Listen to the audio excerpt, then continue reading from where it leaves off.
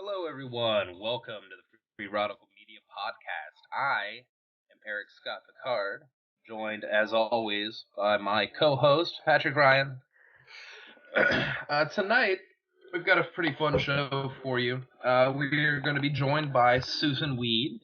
Susun Weed is the leading voice of the Wise Woman tradition of healing and an herbalist, as well as the author of the Wise Woman Herbalist series. She's lectured and taught extensively on topics including herbal medicine, the psychology of healing, ethnobiology, nutrition, among many other interesting subjects. So, Susan, welcome to the show. Green blessings. Thank you so much. I'm honored that you invited me to come and spend some time with you. Oh, we're really happy to have you.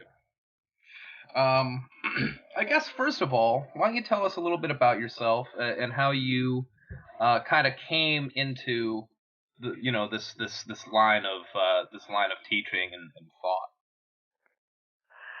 Well, that's very fascinating, certainly, and I find it extremely fascinating because it's me. But I think probably what's more interesting to the listeners is for us to invite them in by telling them what the wise woman tradition is. Because you've just said that I am the voice of the wise woman tradition. And they may be scratching their heads and going, well, what does that mean? And first of all, let's spell it. W-I-S-E, wise, W-O-M-A-N. And it sounds to me like there's man in there, W-O-M-A-N. It's not the wise women's tradition, it's the wise woman tradition, because it definitely includes men. That's why man is part of it. There are three ways of looking at health and healing. The scientific way, the heroic way, and the wise one way. The scientific way measures and fixes. The heroic way cleanses and balances. And the wise one way nourishes the wholeness of the unique individual. Modern medicine is based on the scientific paradigm. When you go to a modern medical person, I call them the white-coated shamans, you're going to be measured. How tall are you? How much do you weigh? What's your blood pressure? What's your cholesterol count? You're going to be measured in a huge variety of different ways. And if you measure up, that's fine. And if you don't, then you will be fixed. So if your blood pressure is too high, we will give you a drug that will fix it. If your cholesterol is too high, we will give you a drug that will fix it. And fix is truly the operative verb here, because these things like cholesterol and blood pressure are actually meant to vary throughout the day. And when we take drugs, they don't have a chance to vary. They are actually fixed. So the scientific tradition of healing is about fixing. The heroic tradition, which is sometimes called alternative medicine, is, as I said, about cleansing and balancing. And on the surface of it, this sounds just fine. Okay, well, we'll clean and we'll balance, and that should make us healthy. The difficulty comes when we try to apply the principles of cleaning and balancing to living organisms. You can certainly clean your bathtub, and you can wash your dishes, and you can flush your toilet, and you can even shake out your rug, because these are non-living systems. That any time you try to clean a living system, you inevitably damage and destroy it. Let me give you my favorite example of this. When I was up in Alaska, I wanted to see where all that oil had been spilled. Well, I wound up there in a kayak. And you know how when you look at a map, it looks like a bay, but when you're in a kayak, there's all these little headlands and things. We went to the area where they had cleaned up, and many of us saw pictures of it, washing the birds and the otters with soap and hot water, and washing the beaches with the hot water and getting all that gunk out of there. And I went to those places, and they were bare. 10 years later, they were still clean. There was nothing alive there. And in our kayaks, we were able to go around the headland into another little cove where instead of cleaning, they nourished. They sprayed a special fertilizer formulated to magnify the growth of organisms naturally present in seawater that eat crude oil. And by nourishing these organisms, they ate the crude oil, died, and became the springboard for life. And in these coves where this fertilizer had been sprayed, there was abundant life of all kinds: plant, animal, shellfish, vertebrates, invertebrates, because rather than cleaning, we nourished. Anytime anyone tells you to clean or to cleanse, understand that what they're saying is really you should damage or destroy yourself. Similarly, balance seems like a good idea. Don't we want to be in balance? Well, let's try it. Please breathe in. Very good. Now you're in balance. That's wonderful. But you see, now you're going to want to breathe out, aren't you? Now you're not in balance anymore because you're a living organism. And living organisms require dynamic disequilibrium. Anything that's balanced is, let's face it, dead. I see. I understand. Yeah. Now that sort of goes against the whole tenet of Chinese medicine, though, correct? Not in the least. Well, they do not believe in balance. Okay. There is no value placed in that kind of medicine with balance. No. What we're looking at is something called the 5-element theory.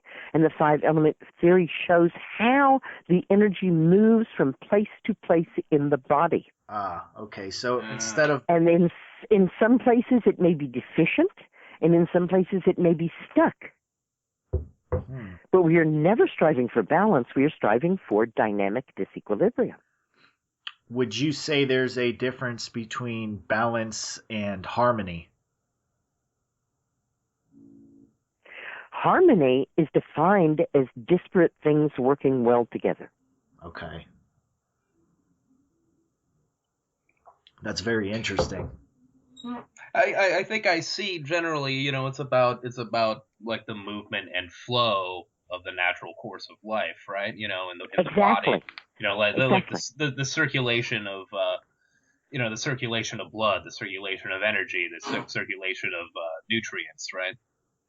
Well, and even more than that, if you've ever had your pulse taken, and we've all had our pulse taken, right?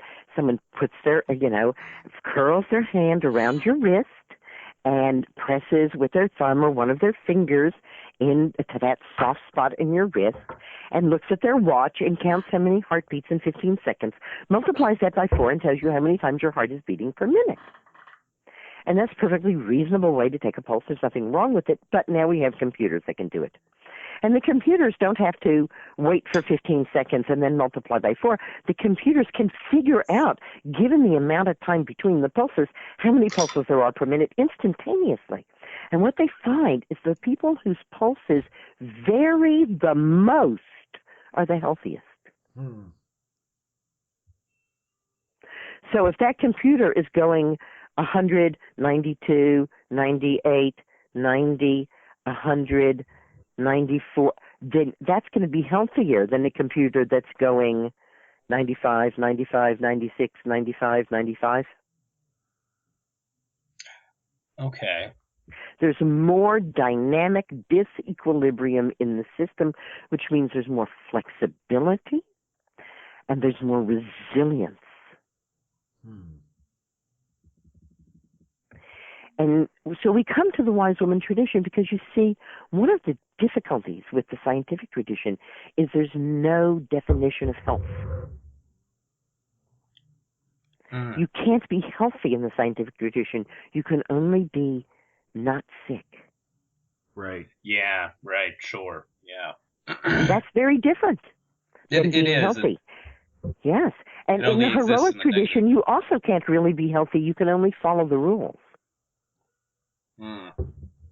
And because we are all born rule breakers, eventually you're going to break those rules, and then, well, you have to be punished, as we all know. All right?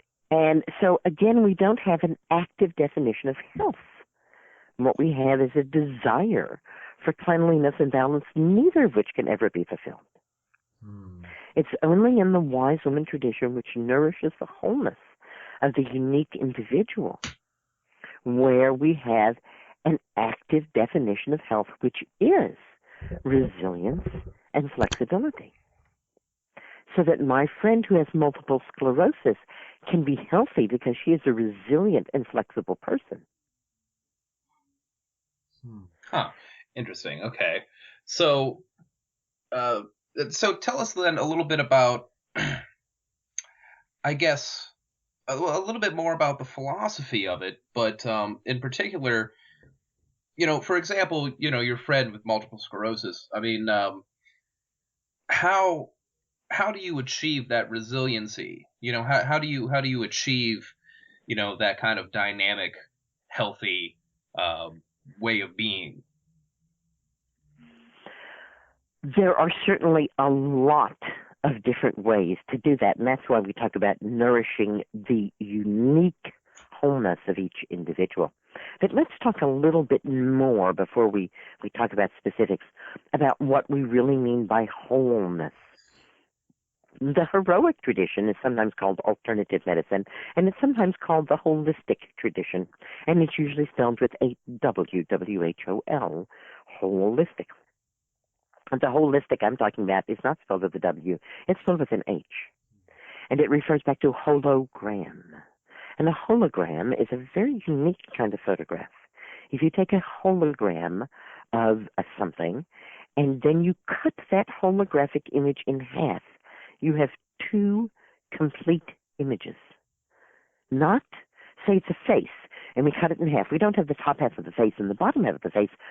Both halves are complete faces, but they're not quite as crisply defined as the first one. If you then take each of those halves and cut them in half, again, you do not get half of the face. You now have four whole faces. You have the complete and whole image every time because it is a hologram. But it's fuzzier. And so at any moment, no matter how little of yourself is left, no matter how small the piece that you have cut yourself into or been cut into by the vicissitudes of life, you are still whole. And through harmonic resonance, through optimum nourishment, you can regain more clarity and more definition by adding back to yourself the pieces that have been cut away. Okay. All right. So kind of reintegrating, reintegrating parts of the self back into the whole. Exactly. And that's what we mean by nourishing wholeness. Let me give you one of my favorite examples of this. A woman came to me and she said, I really need your help with having a baby. I said, are you having a hard time getting pregnant? And she said, no, I've been pregnant 13 times in the past 2 years. Oh, my God. And I said, have you miscarried all of those times? She said, yes, I miscarried. She said, now I need your help with having a baby because every cell in my body wants to have a baby.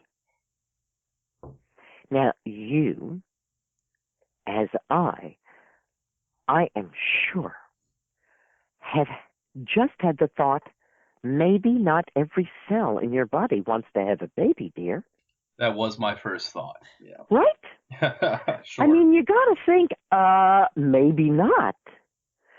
But, of course, it's not my place to argue with her. It is, in fact, my place to believe her and to believe her completely. And so I said to her, we're going to use our imaginations. And I want you to close your eyes and imagine that you are standing in front of a full-length mirror and you have no clothes on at all, and you are looking at your body and trying to decide if you are pregnant. Your period is now 10 days overdue, and you're looking at your belly and your breasts, and you're trying to see, could I be pregnant? Am I pregnant? In our imaginations, time can pass very, very fast. And in fact, an entire month has passed. And you're still standing naked in front of that full-length mirror, but now you're pretty sure you're pregnant, and you're looking at your body, And you're starting to see the very first signs of pregnancy, and I detailed them for her. And we went through each month of the pregnancy by describing in great detail exactly how her body was changing and what her body was looking like and what was taking place. And we got into the 8th month of pregnancy. And I said, and now you can't even tie your own shoes if you're lucky enough to even be able to see your feet. And her eyes flew open and she looked at me and she said, I will not be ugly and distorted. And I said, good, this is the woman we want to talk to. And she said, what? I said, the woman who will not be ugly and distorted is the woman we need to talk to. And she looked at me and she said, oh, well, are you telling me that in order to have a baby, I have to be ugly and distorted? And again, it's not my place to argue with her. And so I said, yes. Now, I'm certainly not telling you that I believe that pregnant women are ugly and distorted. I don't. But she did. Yeah. And okay. so it was my place to say yes to her. Yes. Because I wanted that woman who thought of pregnancy as an ugly distortion to stay there and to talk to me. And in fact, I had her talk to this woman. I had this woman sit in one place, and then I had her sit in another place. This is a Gestalt technique, and be the woman for whom pregnancy was ugly and distorting. And I had them talk to each other. And over the course of that discussion, it became clear that the one who was concerned about being ugly was concerned about loss of her freedom and loss of her figure. And the one who wanted to have a baby was able to mollify her and to make promises to her about joining the gym, going to an exercise group, having a girls' night out. Once the baby was 6 weeks old, she promised she would take a night out for mom every week, even if she had to express breast milk. And 13 months later, she sent me a picture of her baby. Wow. Yeah, that's Did fantastic. Did she get pregnant because we nourished the part of her that wanted a baby? No. She got pregnant because we nourished the part of her that didn't want a baby. Okay, yeah. That's incredible. And it's I've often thought that there is like a very deep, psychological or spiritual connection to, disease or ill health. Right. And being able to address those concerns, I think, goes a long way to I want to use the word bring back into equilibrium, but I suppose that's really not what we're talking about, is it? No. To bring it back into the picture, to bring it back into the hologram. Yeah, to bring it back yes, into the whole. But we must here be very, very aware of history. And to be aware of history means that we must remember that before science, people had leprosy because they had done bad deeds. And it's simply not true. It happens to be a disease. Sure, yeah. Right? People do not have type 1 diabetes because they were bad in a past life. Yeah, of course not, yeah. And when we open the box of these things can have a spiritual basis or an emotional basis, we must be aware of what also lives in that box. And for shorthand, that is called blame the victim. And we must also be aware that the average woman in the United States dealing with an autoimmune disease spends 6 to 8 years being told that it's an emotional problem, which it is not.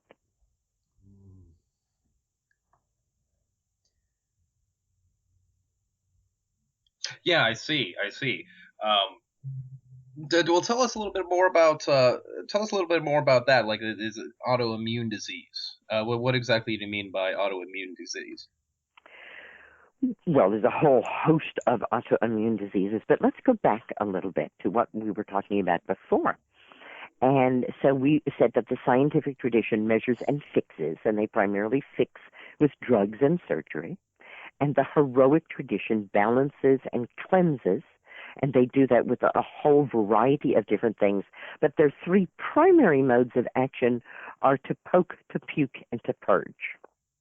Whereas in the wise woman tradition, we are nourishing wholeness. And nourishment, I often say, is a three-legged stool. It is certainly what we put in our mouths. That is nourishment, and it's critically important to all of us. But nourishment is also story. Huh. Has your story been heard? Is your story important? Each of us have a story, and our story needs, an audience needs to be heard. We think of even 100 years ago, the grandparents telling the stories of their lives to the grandchildren and how fascinating it was to them. So story medicine is a very important part of nourishment. And not just the story of our own lives, but the story of everything that is around us. Think again of someone who lived 200 years ago. Everything they wore, they knew from the ground up. The plants that had been grown, that had been spun into thread, that had been woven into cloth and cut out and sewn, that now made their pants, their shirt, their dress. They knew these things and the story of these things. And now we do not. And Yeah. it is difficult for us to lack this nourishment, and we don't know that we lack it, and we try to make up for it by buying material things, hoping that they will have a story, but they don't have a story. I'm so thrilled to see the maker movement emerging and young people getting involved in literally making their own clothes and making their own bread and getting their hands back into their lives. Sure. So Yeah, absolutely. Nourishment has three aspects. It's the food that we eat and consume. It's the story of our lives and the stories of the things that are in our lives. And the third nourishment is ritual. And ritual is something that is deeply important to human beings. And for some people, ritual is found through a religion. For some people, ritual is found through spirituality. And through some people, ritual is found simply in the quotidian things that they do. So the ritual is to go to a certain place and have a certain hot beverage before they go to work. Or the ritual is to go to a certain place and have a certain cold beverage after work. Whatever it is, we are ritualized beings. And the more ritual that we have in our life and the more meaningful that ritual is to us, the more meaningful our life is. Now, we can take this all the way out to the extreme Orthodox Jew who prays before doing anything, so that the life is completely a ritual, and for most people, that's onerous. So I'm not suggesting the extreme here of any of these things. And let me talk to you a little bit more about nourishment, but I'm not going to tell you what to eat. You don't have to hold your breath. And the fact of the matter is that most people are pretty happy eating what they're eating, and they don't really want to make a change to their diet. Or if they do make a change to their diet, it's not going to be a very long-lived one. Approximately 90% of the people who give vegetarianism a whirl in any given year go back to eating a sane and sensible diet before the year is out. So we know that although we like to talk about our diet a lot, we don't like to do much about it. And knowing how critical food was to well-being and health, I despaired. How could I get people to eat healthier? And I realized that it was useless to try to get them to change, but what I could do is to encourage them to add something and to add a beverage, because I saw that where most people were going quite astray was in the beverages that they were drinking. It's true. And so what I talk about now and what I've been doing for more than a quarter of a century, and thousands of my students have been doing, is to drink nourishing herbal infusions. Nourishing herbal infusions are made yourself at home from dried herb. They're generally made on a daily or every other day basis. And it's as simple as weighing out 1 ounce of an herb, putting it in a quart canning jar, filling that jar to the top with boiling water, putting a lid on it, and letting it sit for 4 to 10 hours.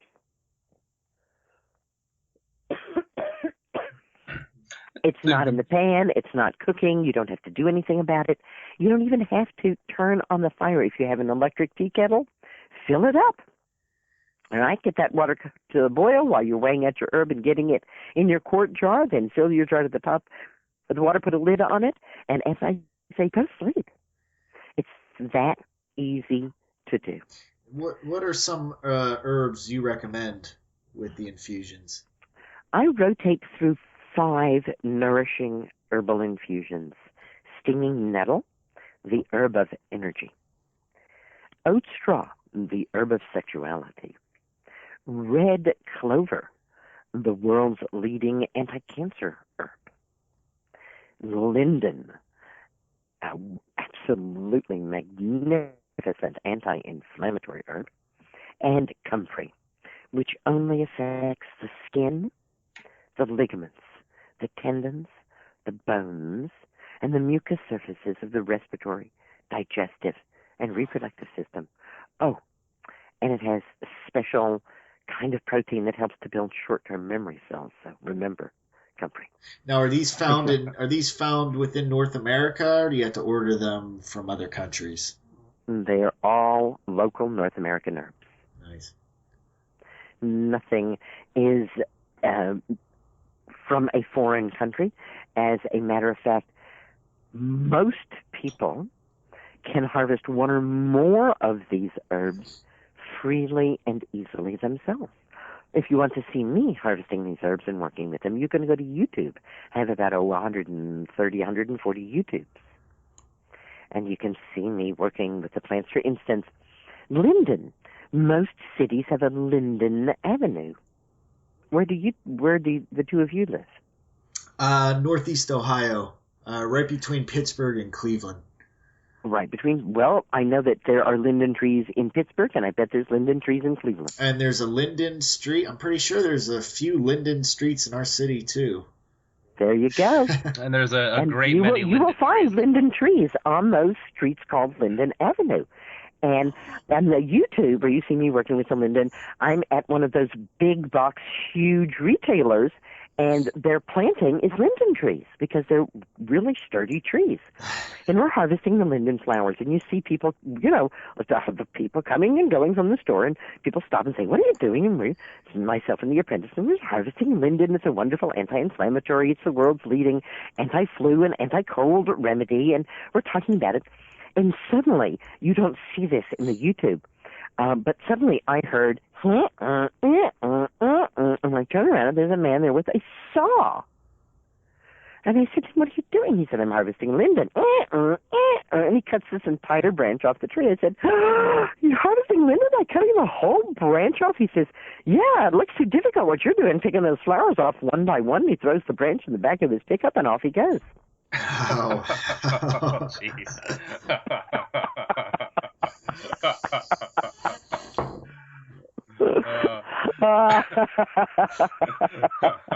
Well, they're large flowers. It's really not that much effort to pick the flowers off the linden tree and leave. You don't have to cut the branches off. Right.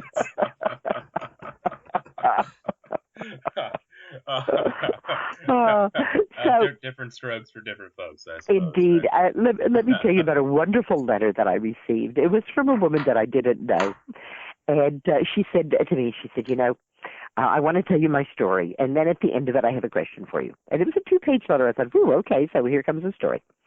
And she told me in her letter how at the age of 59, she was diagnosed with severe osteoporosis. And her doctor immediately wanted her to start taking drugs. And she said, no, I'm not going to be taking drugs. Forget it. And her doctor said, well, how about a calcium supplement? And she said, no. Have you not read the studies that women who take calcium supplements are twice as likely to break a bone? And it's not just one study; it's a study that's been done over and over and over again. And it's the connection there is very tight. Women who take calcium supplements are twice as likely to break a bone. So no on calcium supplements. And she looked at the doctor. She said, don't even say the exercise word because I am not going to do it. She said, so basically, between the ages of 59 and 62, I lost 3 inches in height. Now, what's happening is that her actual vertebrae, her spinal column, is crushing in under the weight of her body. And that's why she's losing inches, because the vertebrae are actually shortening and crunching down. And that will eventually wind up in that dowager's hump from which you actually can't get up. It's not that they're just bent over, it's that the spine is curved over in that way. She said, it just really didn't bother me that I was losing height. She said, I hemmed up my pants and I hemmed up my skirts and everything was okay. She said, but what did bother me was I felt so tired. And then my daughter graduated from your Live Out apprenticeship program. And I said to her, does that weed woman have any herb that I could take that would give me energy? Now, of course, if we're in the scientific tradition and somebody wants energy, well, we give them speed, right? Right. It gives them energy. We give them cocaine, we give them speed, we give coffee, caffeine. Yeah, we drug them. And in the heroic tradition, if somebody wants energy, we would do something very similar. We might give them cayenne or ginseng or something that would be a very strong stimulant. But stimulants don't build energy. They create a spike of energy, but then, as we know, there's a drop-off from that. So what her daughter did for her, because she was a loving daughter, was she got her 2 quart canning jars, a little strainer, and a pound of nettle, and she weighed out the nettle into 1-ounce baggies, and she said, so, Mom, here's what you do. You boil some water, you open one of the baggies, you put this 1 ounce of dried nettle leaf into the jar, you fill the jar to the top with boiling water, you put a lid on it, you go to sleep. The next morning, you strain it out, put it in the refrigerator. The leaf you can just throw outside since you don't have a compost pile, and you drink it throughout the day. So she says to me in her letter, she says, so I started doing this. And she said, well, within 10 days, I called my daughter up and said, all right, I now feel like I am 14 and ready to take on the world. This nettle stuff is amazing. Does that weed woman have any other herbs that she drinks like this? And, of course, her daughter, who had apprenticed with me for a year of coming once a month, said yes. And she told her about other herbs. We've just mentioned them. Red clover, oat straw, linden, comfrey. So she says to me, this was what my routine became. On Sunday night, I made a quart of nettle infusion, and I made a quart of red clover infusion, weighing out 1 ounce of nettle, putting it in its jar, weighing out 1 ounce of red clover, and putting it in its jar, filling both to the top with boiling water, putting a tight lid on them, letting them sit overnight, straining them, and then refrigerating them. I strained them Monday morning. I put them in the refrigerator and drank them Monday, Tuesday, and Wednesday. On Wednesday night, I made a quart of nettle infusion and a quart of oat straw infusion. I strained them Thursday morning, put them in the refrigerator, drank them Thursday, Friday, Saturday, and Sunday. I took the day off. Sunday night, I made a quart of nettle and a quart of red clover, and so on. She said, so I did this, and I felt better and better and better. And so I just kept doing it. It just seemed like a wonderful addition to my diet, which is where we started. This is an addition to whatever it is that you're already eating. She says, now we've come to the end of my story, and so here's my question for you. I've just come back from my doctor, and my doctor was rather upset, but upset in a good way, because my bone scan has come back, and my bone mass is now greater at the age of 65 than it was when I was 40. And my bone mass is much greater than it was when he diagnosed me with severe osteoporosis. As a matter of fact, he says, I don't have osteoporosis at all, not even osteopenia. And he wanted to know what I'd been doing. And I told him I hadn't been doing anything at all. But on the way home, I wondered if it was at all possible that these nourishing herbal infusions that I've been drinking could have had this effect on my bones. Yeah, that's incredible. So these herbs weren't correcting the problem in a direct way, but they're indirectly nourishing the missing components. They're directly nourishing, correct. When you go to the store and buy a calcium supplement, you are getting 1 mineral salt of calcium. But there are hundreds of mineral salts of calcium. Right. Yeah. Right? I mean, we know this. If we buy calcium supplemented orange juice, it's got calcium citrate in it. If we buy those little packages of vitamin C, right, non-ascorbic acid vitamin C, they have calcium ascorbate in them. We know about calcium lactate. We know about calcium gluconate. There's many, many different forms of calcium. So when we take calcium in a pill form, what it tends to do is to make the bones brittle and more prone to breakage. Whereas when we get calcium from the nourishing herbal infusions, we are getting all of those different salt forms of calcium, allowing our unique body and our unique metabolism to use what calcium salts they most need. Interesting. I was once teaching at a large herbal conference, and they treat us very, very nicely at this conference. And part of the really nice way they treat the teachers is that we have a dinner the evening before the conference opens. And I, rather uncharacteristically, showed up early to the dinner. I'm usually a latecomer. And I went and found, a little name tag by my place. And I started to sit down, and I noticed that the name tag next to me was the name of someone who ran a supplement company. And I thought, oh, this is going to be terrible. And so I picked up this person's place card, and I was in the act of changing it with another place card to save them my wrath and scorn, when that person actually walked in the room and said, "What are you doing?" And I said, "Well, what I'm doing is pretty obvious. I'm taking your place card and I'm putting it over here in this person's place, and I'm putting them to sit next to me." And he said, No. I asked specifically to sit next to you. I said, "So we can argue the whole evening?" And he said, "No." I said, "Well, you know that I am adamantly against any supplements of any kind. And I have been for over 30 years, ever since I worked in the industry and really understood what's going on with supplements. And the science has been gathering steam to back me up. There was an editorial in the Journal of the American Medical Association, JAMA, last year, in which the editor said, enough is enough. We must tell Americans to stop wasting their money on supplements. They do nothing." Huh. The science is really clear and really, really obvious on this count. And he said, no, I don't want to argue with you. And I said, all right, we're already talking, so just sit down. All right. And I said to him, I tell my students that you can't even really make a numerical comparison. Like you can say, okay, a cup of stinging nettle infusion has between 150 and 250 milligrams of calcium, and this pill has 150 milligrams of calcium. I said, but it's apples to oranges. It's really not the same thing at all.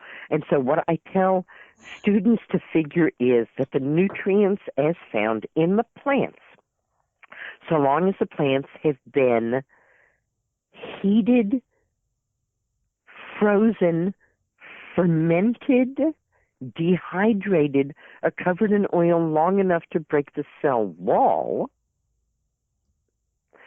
that those nutrients in the plant are at least 10 times more active than anything that you can get in a pill. And I said to him, do you agree with me? And he said, no. The nutrients in food are 1,000 times more active than anything you can get in a pill. Yeah. He said if you take a pill of vitamin E, D-alpha tocopherol, that molecule of D-alpha tocopherol can absorb one free radical, one atom of oxygen, and then that's it. It's done for. Wow. Whereas when you eat food that contains vitamin E, you have 4 tocopherols and 4 tocotrienols. And working together, they can absorb up to 1,000 free radicals per molecule. Yeah, you know, I mean, these are I've seen some of these studies, and it's really interesting to me. But it's also, I mean, it's almost intuitive that if you remove something from its natural place, you know, it's just not going to be as effective. It's going to be isolated. Um, you know, so consuming nutrients through actual food, you know, or at least non-processed food. It does just seem more intuitively a superior means of bringing that stuff into your body. It does indeed, and yet the Center for Disease Control tells us that half of all cases of food poisoning are from produce, and that half of those are from things like alfalfa sprouts and green drinks. As a matter of fact, green drinks are lethal. And I would like to see the whole fad for juicing and doing green drinks to come to an end. The very first person to die in the E. coli contamination of the spinach was a boy whose mom made him a green drink with that spinach. Note that in the nourishing herbal infusion, the herb is dried. The dehydration breaks the cell wall. When we juice or make a green drink, the cell wall is intact, and that means we get none of the nourishment. So if taking a supplement per se is ineffective, I'd like to talk a little bit about... It's not ineffective. It's dangerous to your health. What about something Women like... who take calcium supplements are twice as likely to break a bone. Women who take vitamin A supplements are twice as likely to break a bone. Anyone who's been taking a vitamin E supplement and is diagnosed with cancer is 7 times more likely to die than someone who has not been taking a vitamin E supplement. People who take vitamin C supplements of 300 milligrams or more on a daily basis for a year or more double their risk of adult-onset diabetes. Well, how does a supplement differ from something like a tincture, like an herbal extract? You can't make a supplement in your kitchen. You can make an herbal tincture in your kitchen. It's as simple as that. So it's essentially like say you want to make a tincture of dandelion. You go to your lawn, you harvest the dandelion. You bring it in the house, you cut it up, you put it in a jar, you pour vodka over it. That's a tincture. So it's essentially the process. Again, there are more than 100 YouTubes showing me making tinctures, and many of them I'm making with my granddaughter at ages 2, 3, 4, and 5. Right. And there's Are you telling me she could make a supplement? She couldn't, but she could make a tincture. And there's an alchemical significance behind the preparation of a tincture, right? I mean, that roots back all the way to alchemy. It goes into like the ritual aspect. It goes far, far further back than alchemy. It goes back to herbal wines. Right. So alchemy actually is more toward pharmacy. Okay. Than it is toward what I'm talking about. The movement throughout history has been from, as I put it, naked people rolling in the herbs to white-coated lab technicians creating drugs. And it's all herbal medicine. Right. I mean, because I know, like, and when you make a tincture, for example, the actual alcohol is called the menstruum, correct? And has a sort of alchemical symbolic significance to it with the moon or something like that, something of that matter. Certainly, if you want to include the sign that the moon is in, or the moon is full or new, or any of those things, when you are doing anything, that is part of a ritual, isn't it?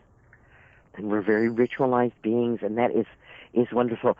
Personally, as a working herbalist, if I waited until the moon was in the right sign in the right place, I would never get anything done. Right. Yeah, sure, for the practical aspect, absolutely. Yeah. Right. Um, Those things those things are more for Sawyerman, huh? Right. Right. sure. Sawyerman Yeah. has the time to do that.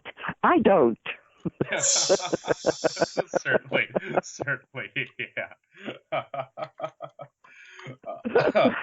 Uh, Uh, but I Not really everybody will like. get that Lord of the Rings reference, but you did. Yeah, we certainly did. Right. I suppose. I knew you would. I suppose more and more people might get it now, now that they made the movies. But been been reading the books since I was little, you know. I mean, maybe I want to feel like Sourmon now. You know. Yeah. Exactly. Exactly. And that wouldn't that be a wonderful thing to do? I met a man named Martin Preschel, and he has trained with Mayan shamans, and he suggests having a room of the ancestors. And he says you might want to start off with it being a very small room, but nothing is allowed in the room unless you know everything there is to know about it. Where did it come from? Who made it? How was it made? What animal was it part of? What plant was it part of? Yes, yes, yes. And that actually that kind of ties back to something we were talking about a little earlier, that I wanted to get back to, is that it seems, and isn't just on an individual basis. I mean, I think this is, culture, or our society. We have lost sight of those stories. Like we said, you said we don't know where our clothes come from.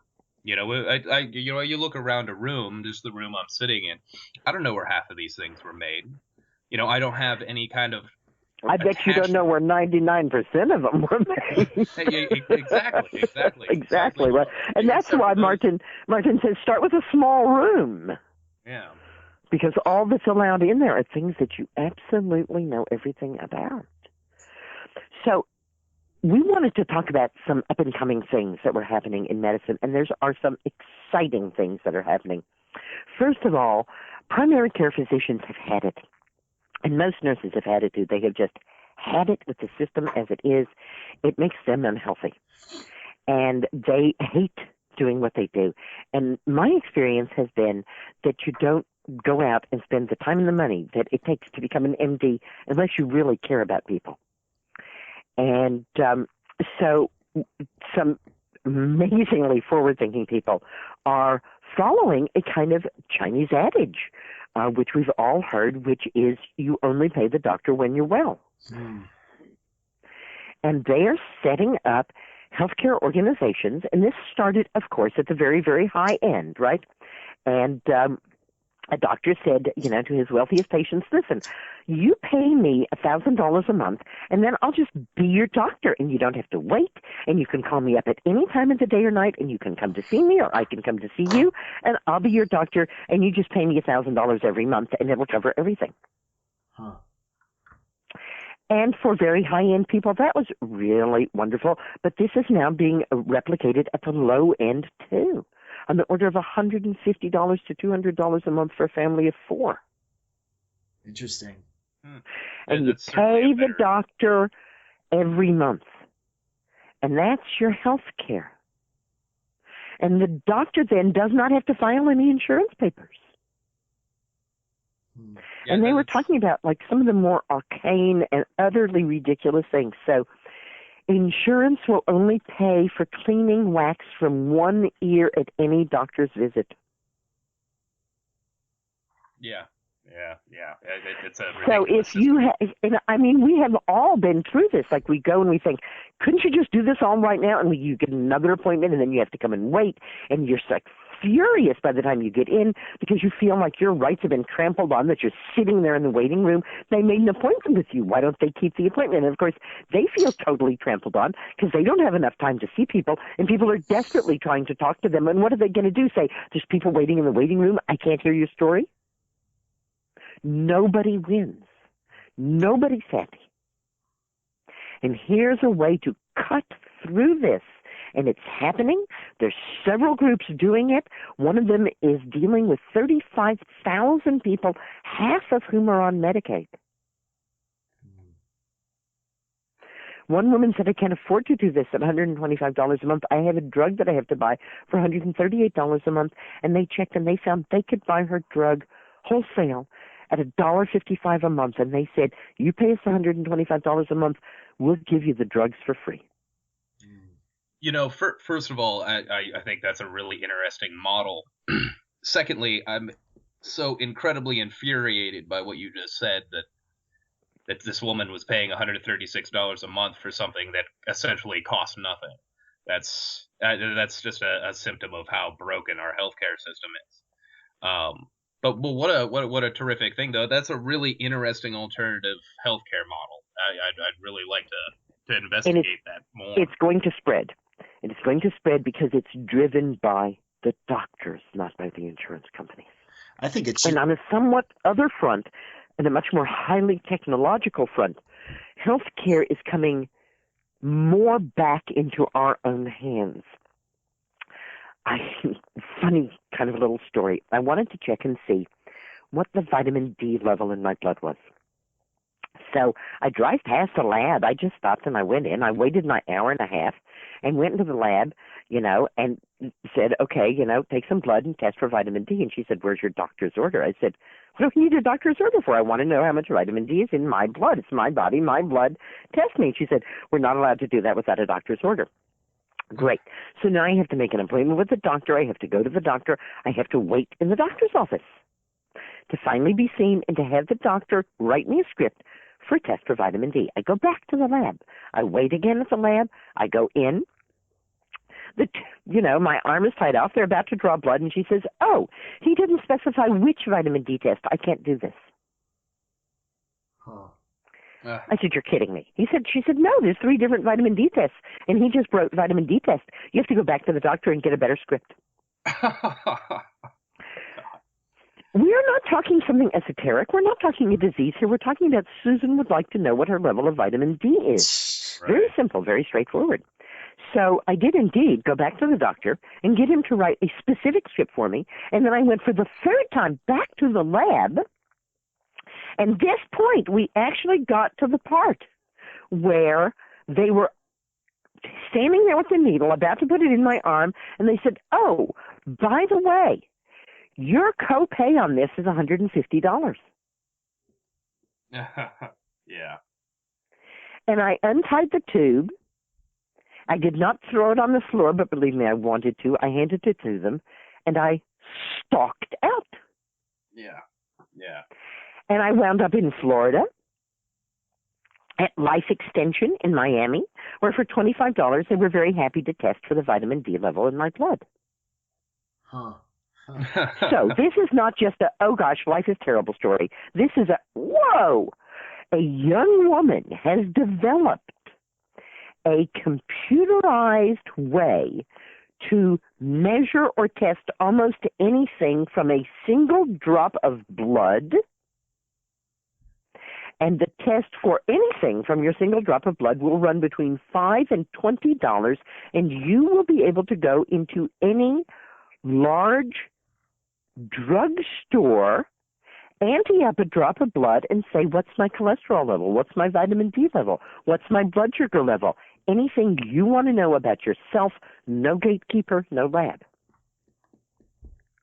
Oh, see, that's interesting. It's very empowering, being able to take control of your own body, to figure out what's going on with your own body. It seems like that's a real basic right. And it Don't you think? It definitely seems like it's heading in a more decentralized direction, too, with these recent developments you just mentioned, even. I think it's sort of inevitable to sort of head in that direction once people are inevitably more empowered. And what I'm about is reestablishing herbal medicine as people's medicine. It's wonderful that we have all of these high-tech things. And certainly when my friend fell and broke her neck, I was glad there was a trauma unit she could go to. But herbal medicine is people's medicine. It's the medicine that's right outside our door. It's abundant, it's free, it's simple, and it's safe. Herbal medicine is the medicine of the people, by the people, and for the people. Come and visit me at my website, SusunWeed.com. There's over 6,000 pages of free information about herbs, health, and healing. Or come and visit my bookshop, thewisewomanbookshop.com, where you'll find my 5 books.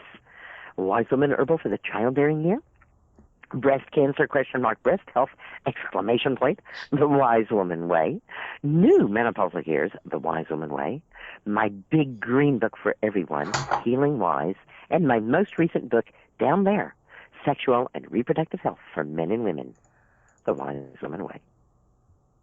And, of course, all of those things, contact information, will be linked in the description of the video for this podcast. Susan, I know you have to run. It was been fantastic talking to you. Thank you both so much for all that you are doing to radicalize and bring forth the roots, because that's what a radical is, the root. Thank you. Exactly. Thank you very much. And that's what we're trying to do. Susun Weed, Good. everyone. Free Radical Media Podcast. Thanks. Free Radical Media, hooray. Green blessings, everybody.